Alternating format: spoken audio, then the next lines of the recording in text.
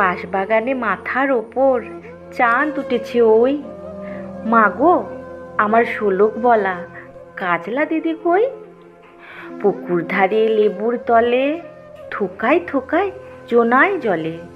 ফুলের গন্ধে ঘুম আসে না, একলা জেগে রই।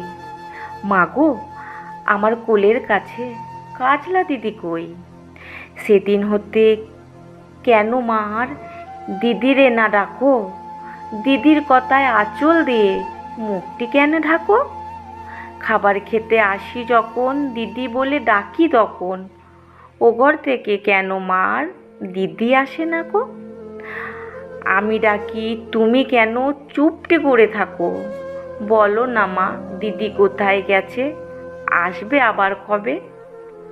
কাল যে আমার নতুন ঘরে পুতুল বিয়ে হবে, দিদির মতো ফাঁকি দিয়ে আমিও যদি লুকোই গিয়ে, তুমি তখন একলা ঘরে কেমন করে রবে? আমিও নাই, দিদিও নাই, কেমন মজা হবে? ভুঁই চাপাটে ভরে গেছে শিউলি গাছের তল। মাসায় নেমা পুকুর থেকে আনবি যখন জল। ডালিম গাছের ফাঁকে ফাঁকে বুলবুলিটা লুকিয়ে থাকে।